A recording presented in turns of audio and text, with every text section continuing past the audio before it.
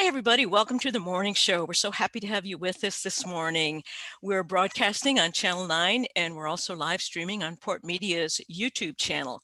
And so this morning, I am just delighted to welcome the three co-founders of Merrimack Valley Black and Brown Voices.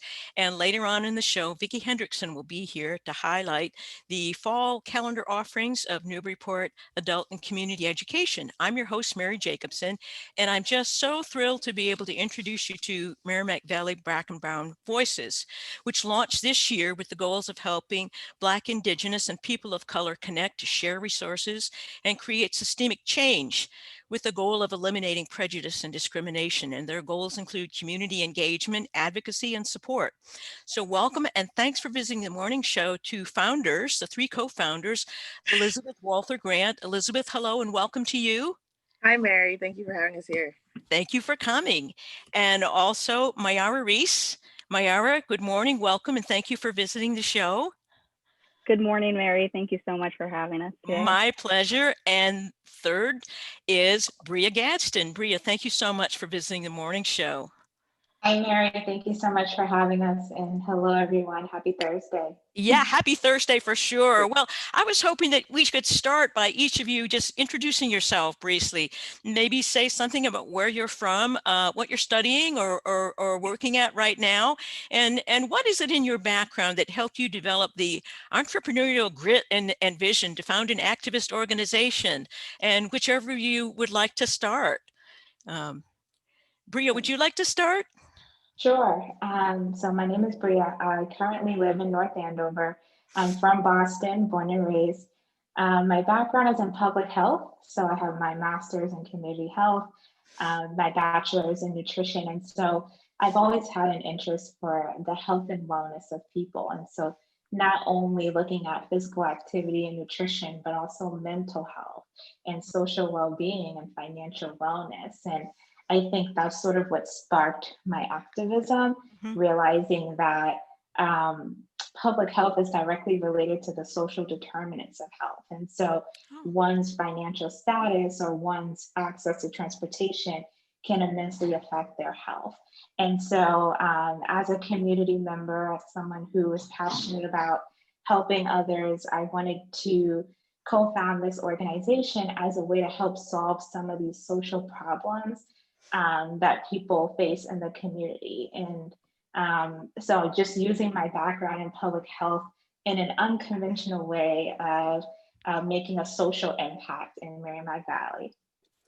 Well, thank you for that, Bria. I mean, I can hear that you have a very systemic way of thinking from the get-go, and that's part of what informed your approach. So thank you for that. Mayra, how about you? Hi, everyone. I'm Mayra. I was actually born in Rio de Janeiro, Brazil, but I really grew up in North Andover, Massachusetts. And I'm currently an undergrad student at University of Massachusetts Lowell. And I am a criminal justice major with a focus in crime and mental health. So I really love, getting into all of that good versus evil type of work. I work right now as a paralegal at an estate planning law firm. So, I do a lot of the marketing there. And so that's something that I brought a lot to the group. I do a lot of our marketing and outreach stuff, design. So that's one of the things I, bring to the group. One of the main reasons I wanted to find this group was because, I didn't have something like this when I was growing up. And it's hard. And especially with everything going on around the news, it's being more put out there. So people are really starting to see, this is real. And so that's why we founded this group, to really give people the resources they need, and even our allies, resources that they need to, learn anti-racism and that stuff. So that's really what I wanted to do the group for. Well, that's extremely well put, Mayra. Thank you for that. And it strikes me that good versus evil is the stuff of superheroes, and we need more superheroes on the side of good. So awfully glad that you're out there doing that work. Elizabeth, how about you? Hi, I'm Elizabeth. I was born in Miami, but I was raised in Andover, Massachusetts. I've lived here pretty much my entire life. I am a published makeup artist and esthetician. And I really founded this group because, like Mayara, I grew up in this community. And a lot of times I was the only person of color in all of my classes, Yeah. sometimes even my grade. And so it was really hard sometimes growing up and not really having a place where I could learn about myself.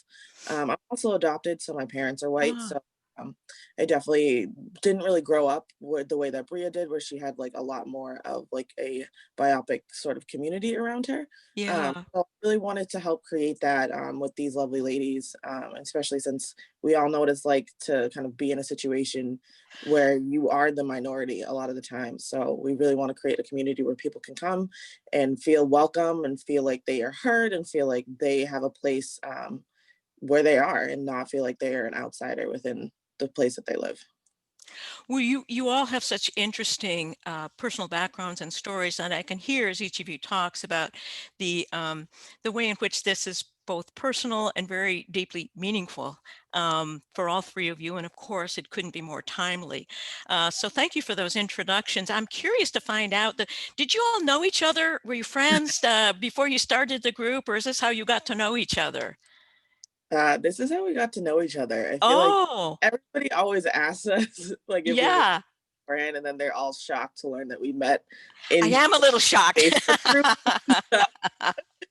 Yeah, yeah, we met on a post that Bria wrote on a mom's page, and Mayara and I commented, and then from there we kind of just started talking and chatting. And originally it was just supposed to be like the three of us go out for wine night or like a movie night, and it turned into what you have now.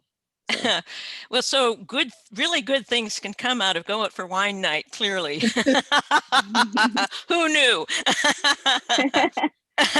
Well, you've all talked some about what sparked your decision. You saw the need there, and clearly it was personally meaningful for you to do this. And one of the ways that it's meaningful clearly is having a voice. And of course, the name that you gave your organization is Merrimack Valley Black and Brown Voices, and so it's clearly central to what you had in mind to help people feel heard. And I did watch a video that you posted on your Facebook page, and you talked about this goal as coming out of your own experience of feeling marginalized, not listened to. And I was hoping that you could talk a little bit more about those kinds of experiences and how they impacted you. I know, Elizabeth, you Um, or whoever, go ahead, whoever would like to start. um, I would just say, being a person of color, especially in my field, I'm usually one or like Mm, the only one or one of two. And oftentimes, my voice gets unheard, or like people will use me for my labor and never really pay me for that. oh, And so I definitely experienced that in the workforce. And actually moving to North Andover was difficult because I never seen other Black or brown people around me, unless if I like went to Lawrence.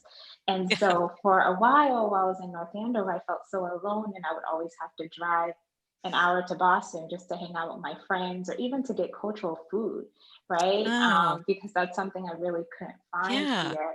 And so just getting acclimated into a new environment was very difficult for me. And so, creating that post on the Facebook page, I didn't even expect to meet Mayra and Liz, but I'm glad I did, because it really opened my eyes that there are other Black people who live in Andover and North Uh-huh. Andover, and I'm not alone. And I think one of the reasons why we really created this group was to show people, especially transplants, those who weren't born or raised in the area, that there is a community here for you, and there are people who can help you get acclimated into this new environment, and you don't have to change yourself, Hmm. or conform to what the majority in terms of like race, the racial group. You can just be who you are and express yourself in your culture. And so um, I'm so happy. I think from forming this group, I met so many Black and brown people who live in North Andover alone. And so I think it was very needed and very timely, especially what was going on in Minneapolis in regard to the Yeah. murder of George Floyd. And I feel like now people's voices are being heard. And one thing about us three is that we stick up for our people. And so if Yeah. someone is having an issue in their community and they need people to advocate for them, we have their back. And so they're not alone, and we really raise and uplift other people's voices. And we like to empower all of our members in our Facebook page to be involved civically, get involved in the community, and use your voice. And if anyone tries to stop them, we're right there protecting them and having their back. Well, that's powerful. And part of the power of what you're saying is that sometimes the community is there, but not necessarily immediately visible to you because of just the sheer numbers on the North Shore. And yet I'm just thrilled and inspired to hear that as a result of your outreach, you've discovered that there is a community there, and now you found one another. You have an amplified voice, and you're just able to be present to one another, which is so important and so powerful. Mayra or Elizabeth, is there anything that you wanted to say about your experiences? Yeah, so the thing that we really found on our, before MVBBV, on the community page for our local communities, one thing that we found was that Black voices were lacking, and we were really confused by that. I have experienced it personally. I used to babysit, and I would put out my advertisements on those community pages because that's what they're for. And the responses I would get compared to, let's say a woman of color who posted her advertisement were far less. And so we were concerned about that. And when we did come up with MVBBV, we, like Bria said, saw that there were so many Black people in our community. And we found that they were being shut down in these community groups. So that's why we came up with MVBBV, was so that they could have their community group, because why shouldn't we be able to post on community group Facebook pages without being shut down? Yeah. So that's the voice part there, is having their voices on this community group where they actually feel safe, because we do provide that group to be just for BIPOC or parents with BIPOC children. So that really does enhance the safetyness of our platform for them. Again, enhancing their voices in our group. Absolutely. And I'm so glad that you empowered yourself to take that action and say, well, you're going to shut us out. We'll start our own community, and we will we will create our own network, and amplify our own voices, and spread the word, and help give people a place where they feel accepted and welcomed, and heard. So I'm starting to understand more and more the focus on the voices part of your organization's name. Elizabeth, how about you? Yeah, so growing up in Andover, obviously, like I said earlier, a lot of times I was the only person of color in my class, or sometimes even my grade. And when you're in a situation like that, you definitely can feel silenced just because nobody else around you fully understands what you're going through. So you feel like you kind of have to stifle yourself because it's somebody says something that is deemed somewhat racist to you. It's like you don't necessarily have somebody else there to back you up and be like, oh, well, that's racist. Most people will be like, oh, well, that's just kind of a one-off incident, or like, oh, like that's nothing, like he didn't really mean it like that, or whatever. And I think that it's huge to be able to feel like you can call people out, and like you said, like have a voice. Like I had an incident happen to me in July where I was pumping gas in a nearby town, and I had a truck drive by me and yell "F you N-word" at me. I was just standing there pumping my gas, minding my own business. And just the fact that that person felt like they could just say that with repercussion. And then the fact that like afterwards I reported it to police and nothing happened, just goes to show that like voices like mine and ours in our groups are so much more needed, because we get stifled so easily. And that that was definitely a more aggressive incident, but like walking through downtown when I was a kid, like people would pull their kids closer to them or pull their Yeah. purses closer to them, or just straight up cross the street and walk on the other side of the street, all because I was walking on the sidewalk. So it's just not being felt like you're completely alone is Yeah, one of the biggest things. And then being absolutely. like talk about it and be like, hey, like this Absolutely. people there to comfort you and know that they have your back is one of like the biggest things for me in our group, is making sure that people feel like they have a place and that they have people who have their back regardless of what happens. Elizabeth, thank you so much. I think it's so important that stories like the ones that you're talking about, that you share them, and that people know, in two ways, both that you have a network now of BIPOC people who know that you're there for them and you have their back. But I also think that those stories should not be private and personal indignities and outrages and insults that you suffer. I know for myself, I feel insulted and injured when I hear about things like that. And we all need to know about them. You know, people often use the phrase now, they talk about microaggressions, but Yeah. those are macroaggressions. There's a psychic violence, in my opinion, that those kinds of behaviors do. And you're right, the truly kind of the horror, it's all horrifying, but among the horrifying things is that people feel they can do things like that with impunity, without consequences, and they leave a trail of emotional pain behind. So I'm really glad I'm glad that you started the organization. I'm glad that you came on the show this morning to share those kinds of stories and to spread the word that you're out there.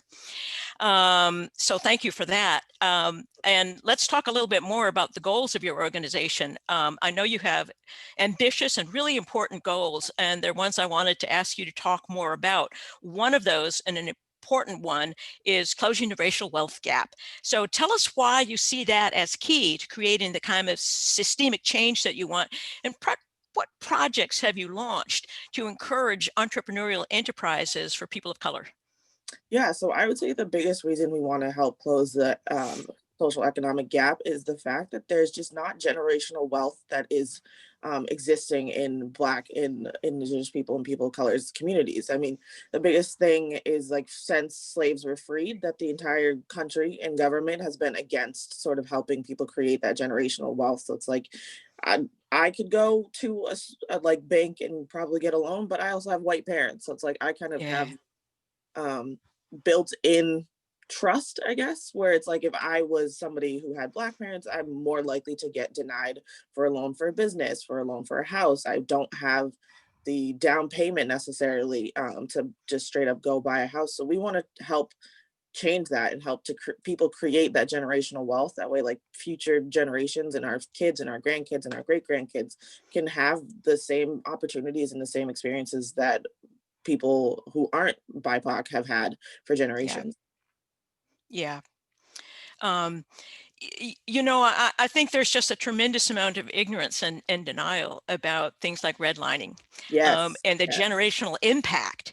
It's not just one generation. Okay, in theory, people can't redline anymore, but the primary way that people build wealth in our country is by owning a house, buying a house, owning a house. And Oh, so people exactly. often, I think, are in tremendous, like I say, ignorance and denial about the long-term generational consequences of ways to control how much wealth people of color could accumulate. And there's reasons for that, as we know. So I think it's great that you're working on that issue. And I do think ownership is key in our society. Getting loans is key, because that's how you get a house. That's how you build equity. And so that's just so important. Mayra, did you have anything you wanted to add on that?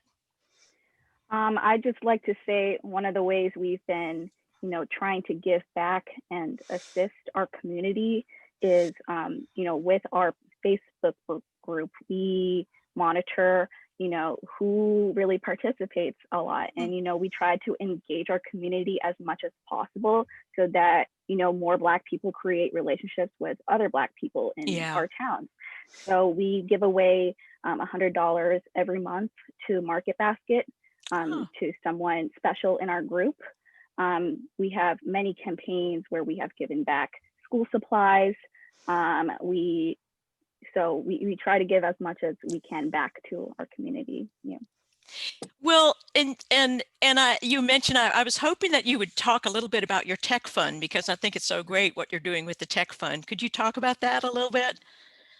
Yeah, and so I think even regardless of COVID-19, we will continue to do our tech fund every year, just because, of course, the racial wealth gap and children not being able to have school supplies. So we put together this fund where people can apply, and we've created a form in Spanish as well for those who cannot read in English. People can apply their kids, or teachers can apply students that they know of to receive a backpack full of school supplies. And it's a tech fund, so we try as hard as possible to give them some sort of tech that they can use during the school year. So of course, as we all know, Chromebooks were they were going very fast in the stores. So we tried to get as many Chromebooks as we could. Our second option were tablets. So we got as many tablets as we could. And we were able to give, away to about 20 families.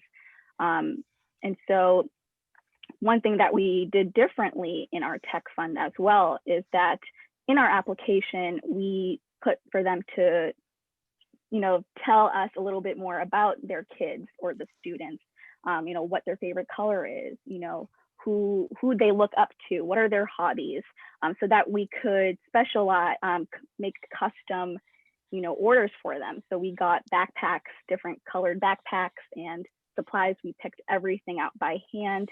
So we wanted them to feel special along with getting their school supplies. And in return, we got many videos of the students, thanking us. So we got cards in the mail of them thanking us. So it has been a great campaign that we ran, and you can learn more about it on our website at mvbbvoices.org at our tech fund. Yeah, two things in response to that, because I looked at your Facebook page and saw some of the videos and the pictures, and the kids look so happy.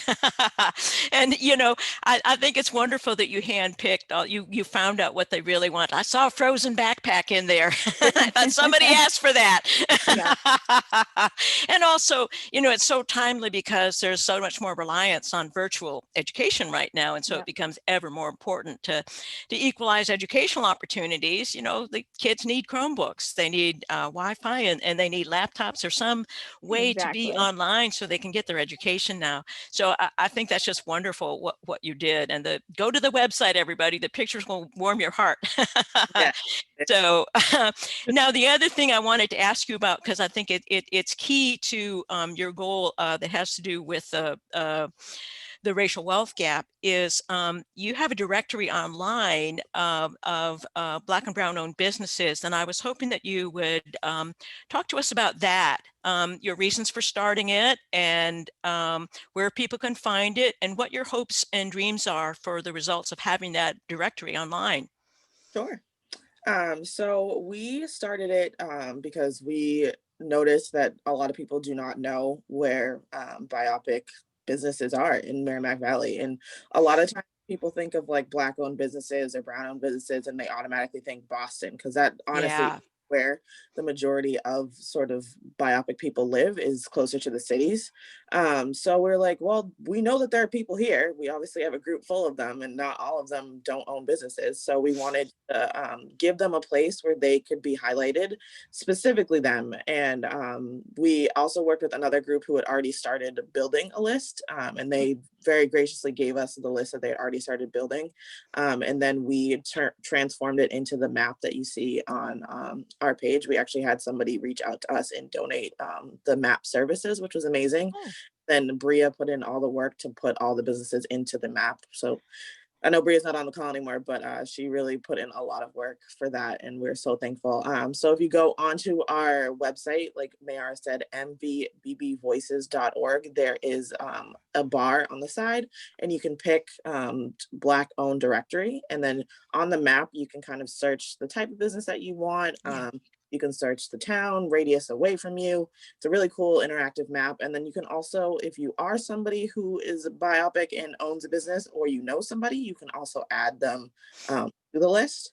we don't discriminate about like how far away people are. We really just want Black and brown owned businesses to be as highlighted as possible. So anybody who lives in Massachusetts, New Hampshire, honestly, we will expand that directory as far as we possibly can, just to get people more and more recognition.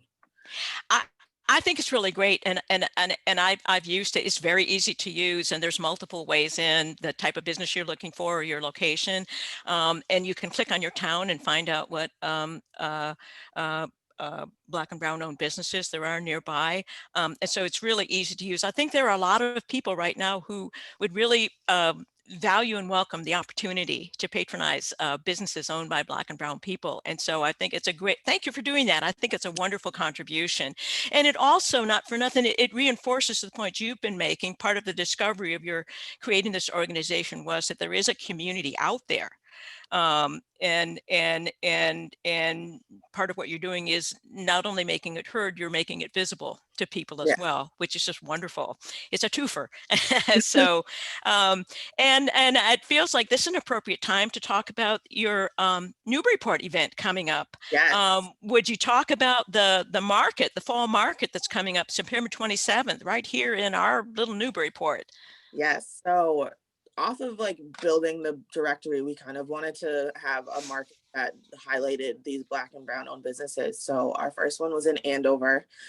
We did it at the same place that the Andover Farmers Market happens, and it went really, really well. We had 14 amazing vendors.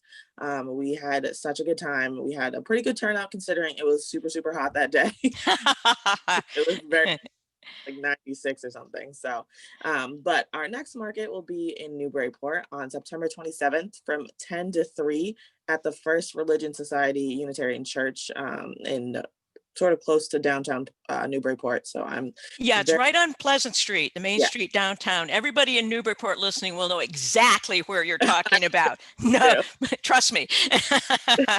Not hard to find, easy to park. So. Yes, very easy to park. We have an amazing setup of vendors coming.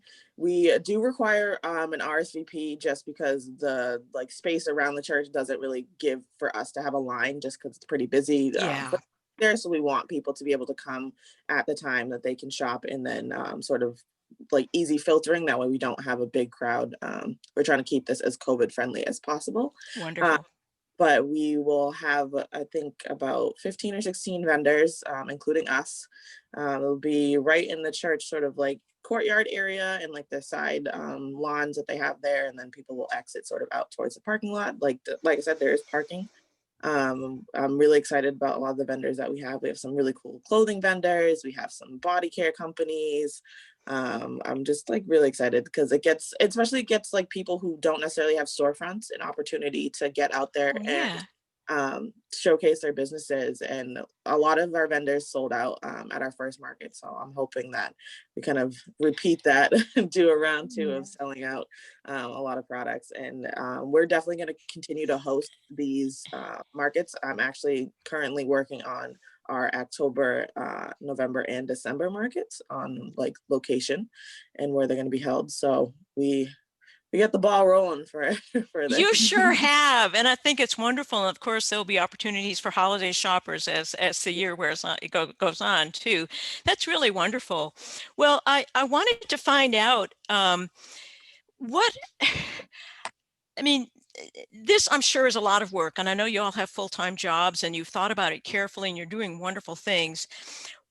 What are the things that each of you feel like you've learned about yourselves or about your community as a result of doing the work to launch this organization?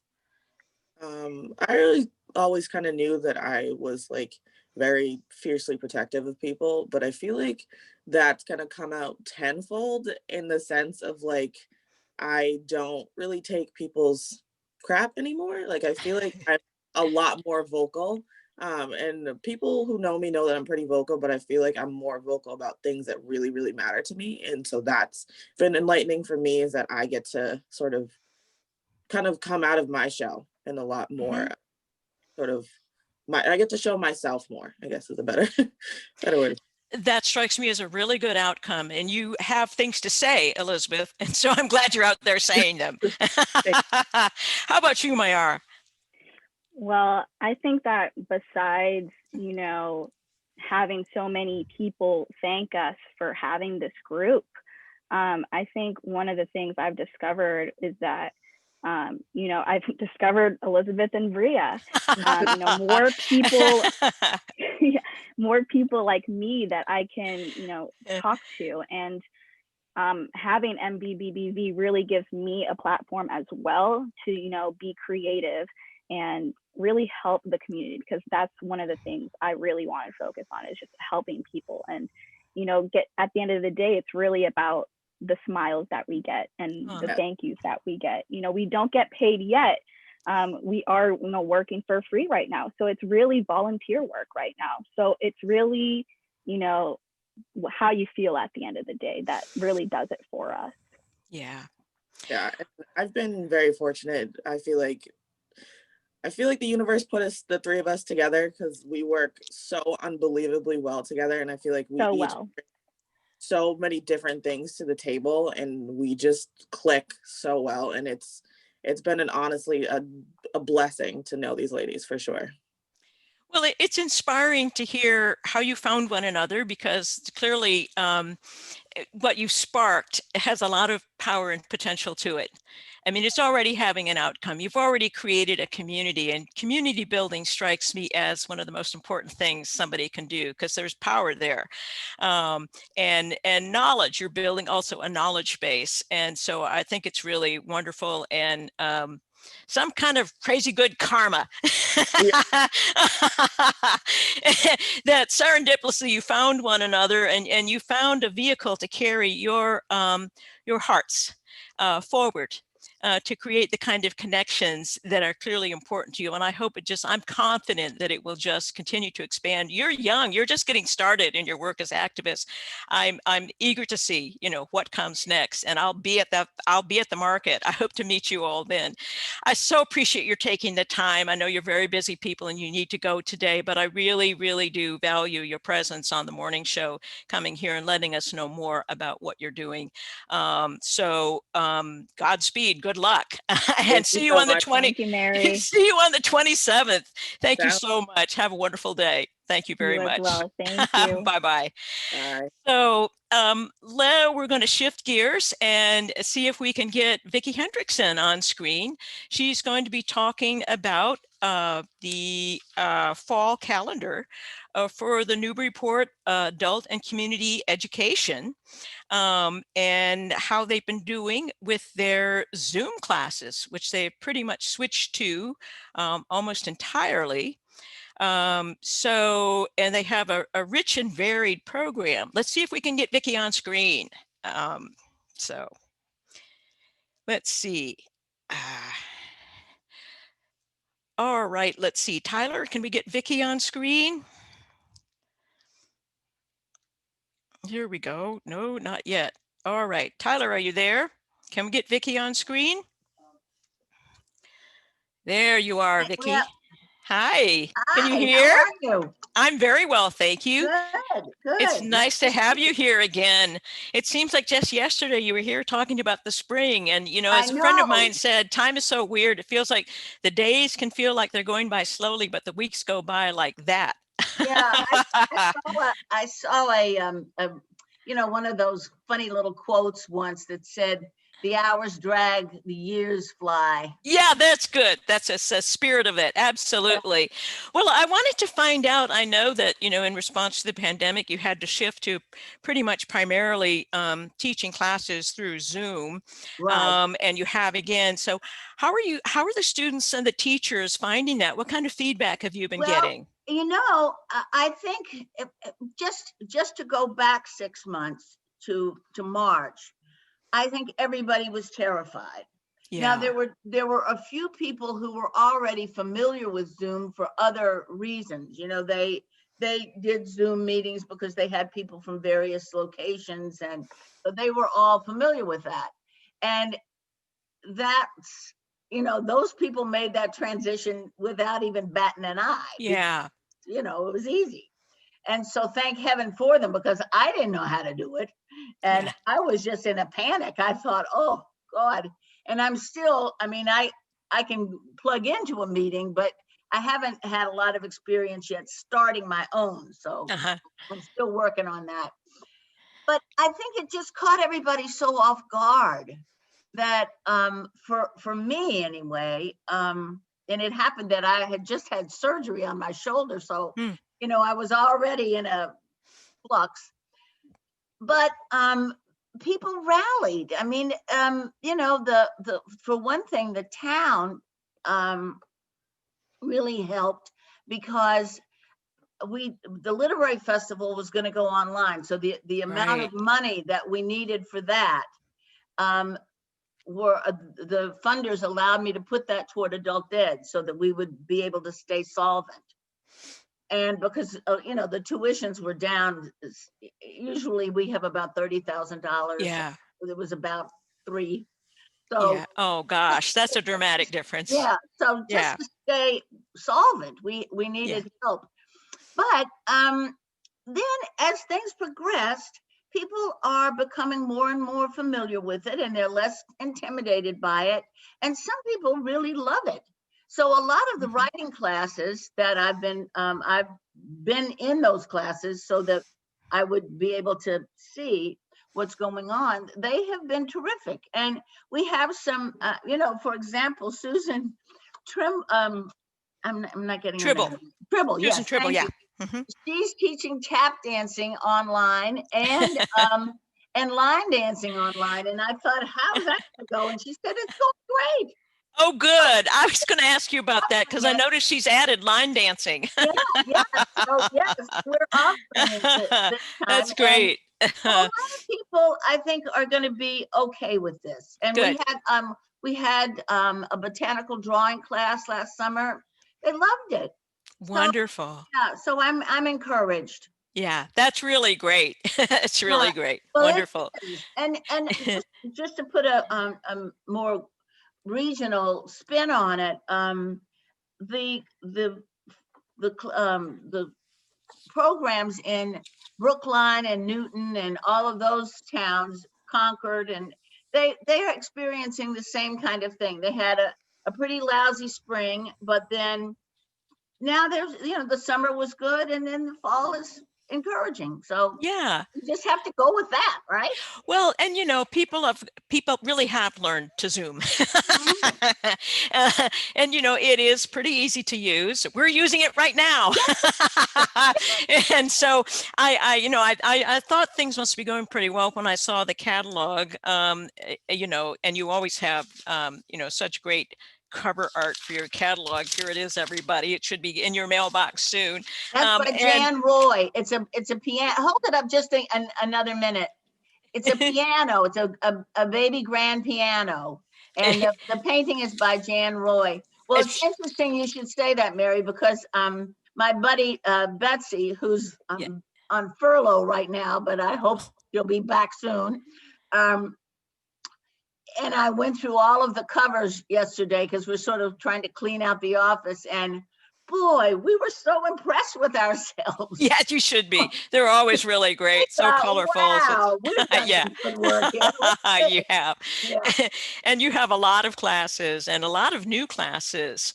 You do, yeah. You do. And some of them I thought it might be interesting to talk about. Sure. Well, you know, the Lyceum always has interesting kind of offerings. Those are a little more in depth for people, but you're doing one.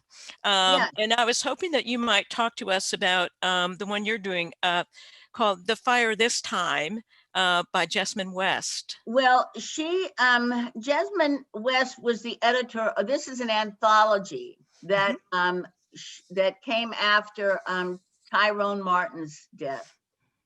And so she asked various authors and poets to contribute to it. And so that's basically, but it's about racism and social justice. And so we have several Lyceum classes dealing with that. The Poets Respond to Events of Their Time is going to be more about the things that are going on right now and how poets in the past, over the past years, have done that. But Zara is just terrific. And the Merrimack is Dyke, of course.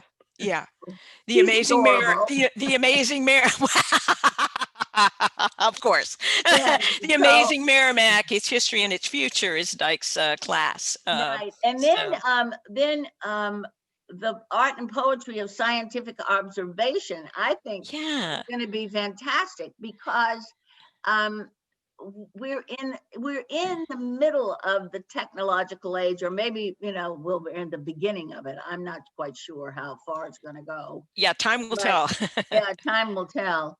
And then my class is as I say, is essays, but they're very compelling. And so I think that people will enjoy it, and they certainly will spark good conversation.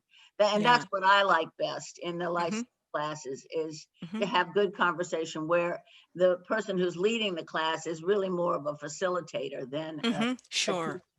Yeah. and then the Wagner, Trove Janssen is Oh, yes. Susan Swan's class. The wonderful Susan Swan. The She's been on the wonderful show Susan before. Swan, She's a great exactly. teacher. And so Trove was an illustrator, Swedish illustrator, and her work is very playful. And so when I asked Susan what she wanted to teach, she said, nothing bleak, something fun. So that was good.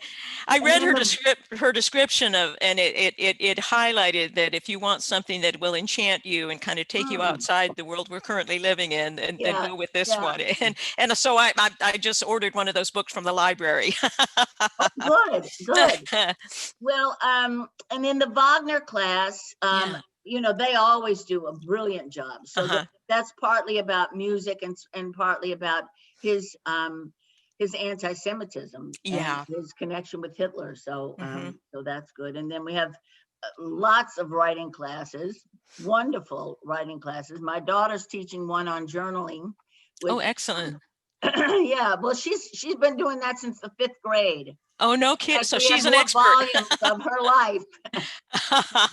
We have book studies. And then Elizabeth Rose teaches Getting Started as a Writer, and she is fantastic. I don't know if you know Elizabeth, but you must, because she does the clothes made out of garbage.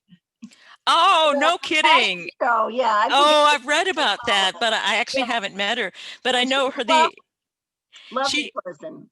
And her description focuses on, I thought people would relate to, get the words out of your head and onto paper. So great. And I think that the writing classes have done very well throughout the spring and summer, because people have a need to express themselves. Yeah. And we don't have as much conversation as we used to have. It's true. We're not talking, and most people aren't running on empty. They've got still time, some downtime. So I think writing has really is filling that void. Yeah, absolutely. That void isn't the right word, but that gap.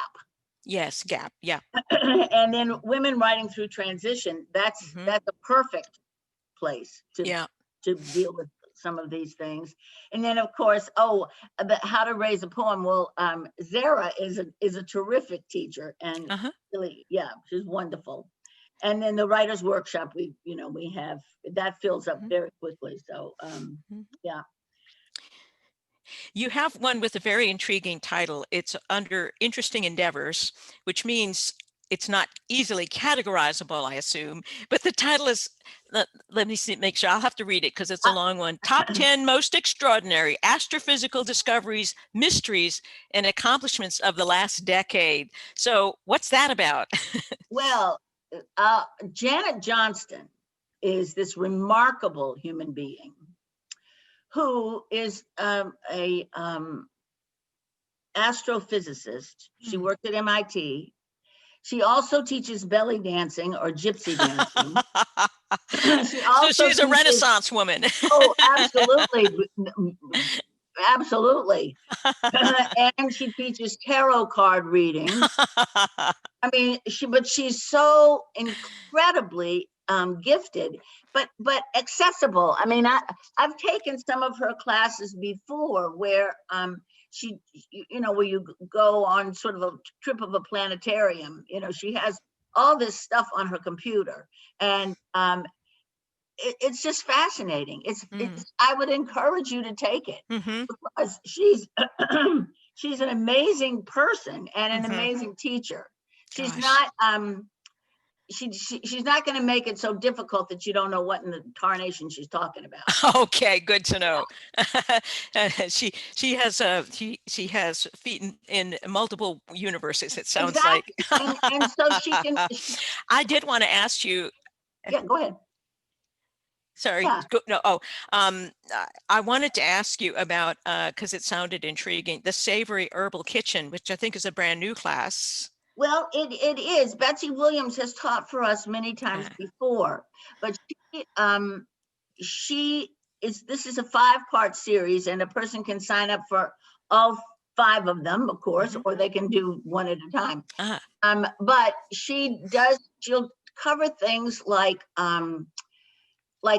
simple things like herbal butter and oil and infused herb infused oil and vinegars and things like that. But then she was going to teach liqueur, like how to make various liqueurs and cordials, and I mean it's just going to honeys and all that kind of stuff. So and she has a broad scope of recipes, but also her experience has been in all kinds of herbal things. So, medicinal, from medicinal to just flavoring and all of that. But she's a great teacher. She's done all kinds of things with us. And usually she's in crafts because it's a hands-on kind of thing.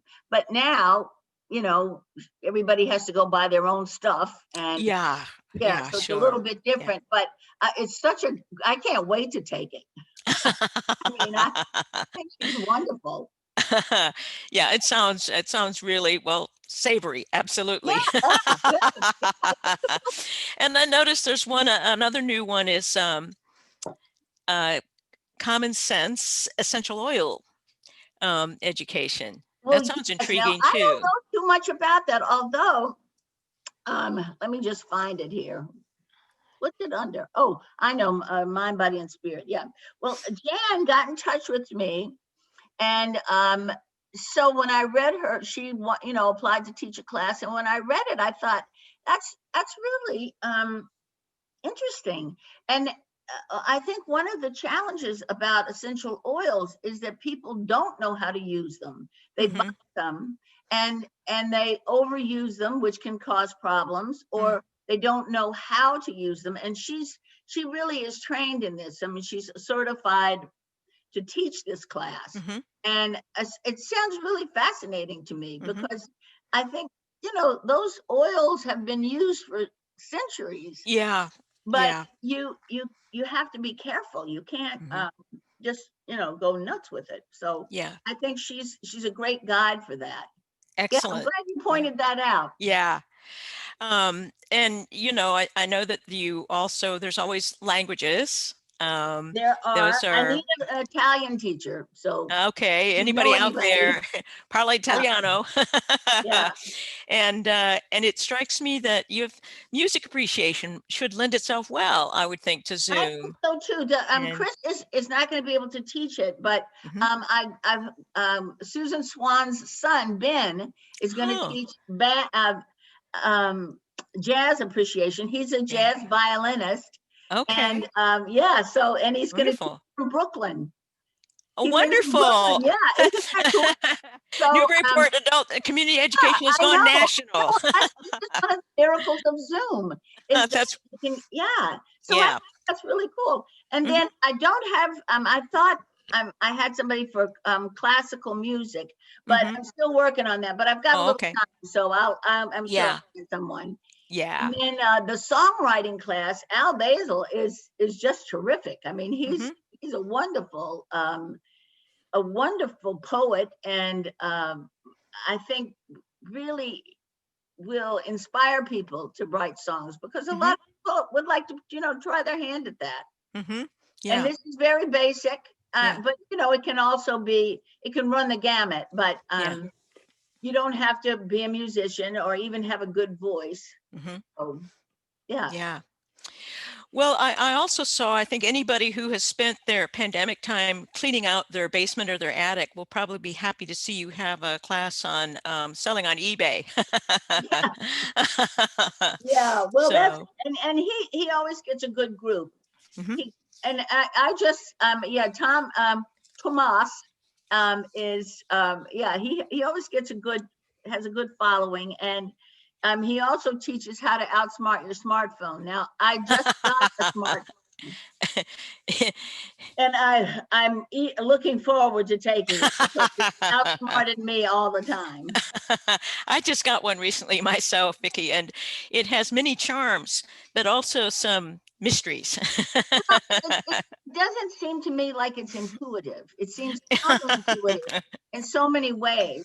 And just to send a text, I was hitting the button, and finally my children said, "No, Mom, you just barely touch it." Yeah, I know exactly what you mean. Yeah. I He nearly said all broke. these things, and you think, what is Yeah. this? Yeah.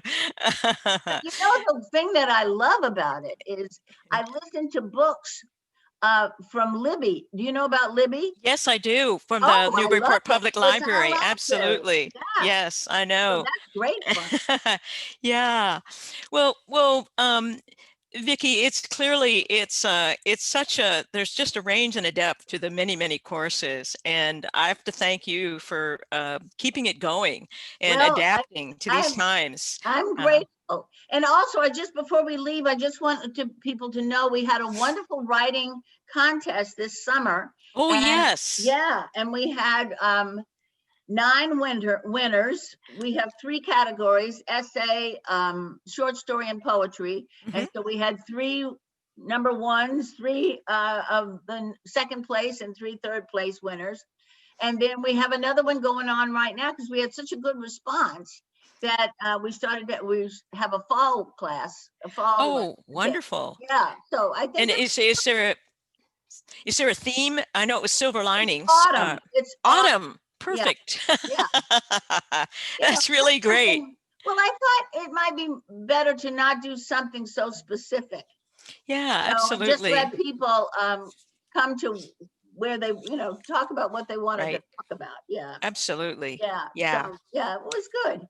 It was good. And Wonderful. the stories and poems that won are on the website, so you can. Oh, excellent. That's great. Right. And would you like to repeat the website's URL? Sure. It's on www.newburyportadulted, all lowercase.org. So Easy to find, and so remember much it. there. And if you can't remember that, just Google us. Just Google it and it'll come right up. Vicki, thank you so much for coming on the. Thank you. Nice seeing you. And just thank you so much for doing the program Oh, and keeping you're it going. welcome. My pleasure. Service to the community. All right, take care. Bye-bye. Well, bye, Vicki. That's it for today's show, everybody. Thank you so much for watching. I hope you'll join us next Thursday on the morning show when I'm honored to host a special show that is dedicated to the memory and the legacy of civil rights visionary and hero John Lewis. I will have a panel on the topic of faith, hope, and activism featuring 3 spiritual leaders from the greater Newburyport community. Congregational leader Alex Matthews of Havis Ahim will be here.